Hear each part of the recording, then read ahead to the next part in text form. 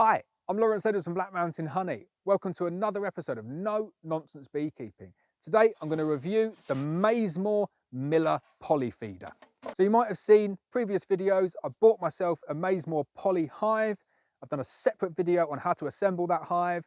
I've done a separate video reviewing that hive, talking about all the technical features and my reviews and recommendations. And now I'm just following that up with a separate review for the Maisemore Miller Poly Feeder. So when I bought the hive, I realised, oops, I haven't got a feeder for this one and none of my Swienti poly feeders fit on it. So I needed a separate proprietary feeder to go with it.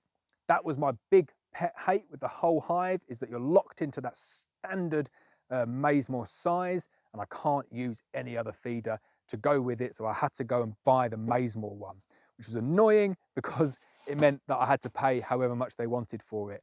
Couldn't go to a separate person and say, can I have that cheaper? Couldn't play anyone off each other and say, I'm getting a discount here or I'm getting a discount there.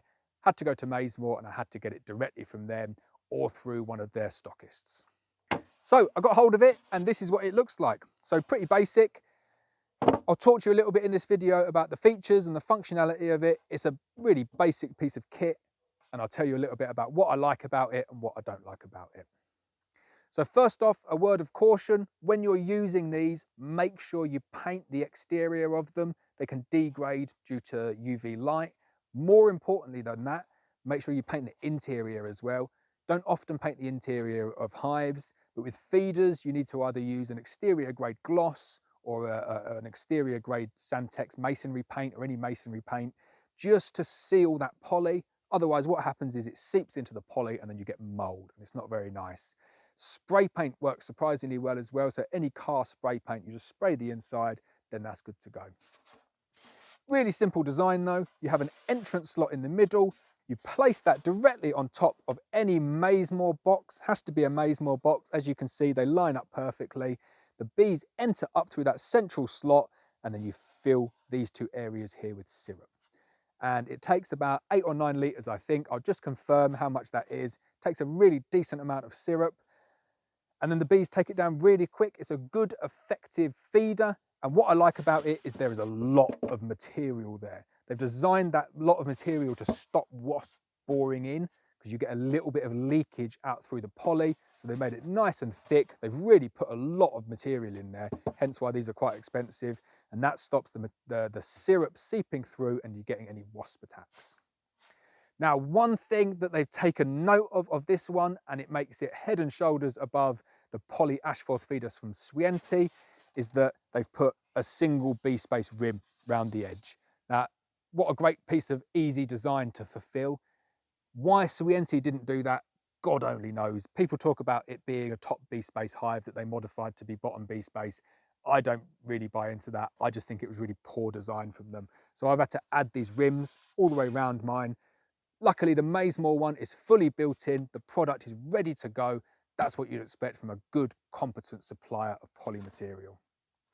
So all you do is you've got your bottom bee space super or brood box, which will sit flush with the mating faces. You put the new box on like that, the poly feeder, and then you've got enough space for the bees to move around underneath the bottom to access that slot. Now these feeders, they will take down the syrup so quickly because you've got such a big central slot. It's nice. I like having the slot in the middle for one reason, and that is you tend to get the bees finding it a lot quicker. But it does really ruin this product for me for one simple reason, and that is it makes it a lot more difficult to feed fondant in this. Now the way that I feed fondant in my poly hives is I flip them upside down. I put the fondant on there. So on my poly Ashforth ones, I put a big slab of fondant in the middle, just rested directly on the bees. And then I would pop an upturned feeder on top of it like that. I can't do that with this one because there's a big feeding slot in the middle, whereas the poly Ashforth feeder, the feeding slot is offset to one side, so you can just put the fondant to the other side. So what I would need to do on here, if I was going to feed fondant through it, is I'd have to chop that in half and put half there, and then try and navigate this roof on somehow. So it would work, and I will do that once I get to the point where I get bees in here and they need feeding, but it's just a little bit of an annoyance with the Miller feeder, because if it's off to one side, then you don't have that issue at all. So my preference, definitely the Ashforth feeder is definitely superior to the Miller feeder, in my opinion. And that's all I've really got to say about it. It's a really quick, short review just for anyone looking to buy the Maisemore Poly Miller Feeder. It's fine. It works. It fits in with all of their kit. There's a good amount of material on it. You can feed fondant in it as well if you need to, but just make sure you're on the slots. It's got the bee space rim underneath already built in. It's a good product and it works really well as long as you're on the Maisemore format. Just take my advice though, make sure you paint the interior with an exterior grade gloss or a spray paint or a masonry paint, and then paint the outside with whatever you want. Anything exterior grade will work. And that's it for the review. Really quick one, really short one. This product though definitely gets the thumbs up from me.